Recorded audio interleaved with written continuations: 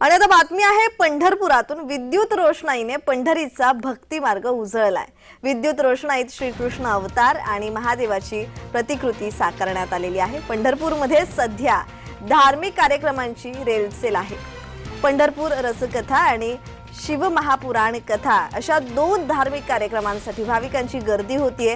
पंढरपूर रसकथेच्या मार्गावरील भक्ती मार्ग हा आकर्षक रोषणाईने उजळून निघालाय। श्रीकृष्णाचे विविध अवतार तसेच महादेवाची त्रिशूल आणि डमरू सहित असणारी रोषणाईतील प्रतिकृती भाविकांचं लक्ष वेधून घेते।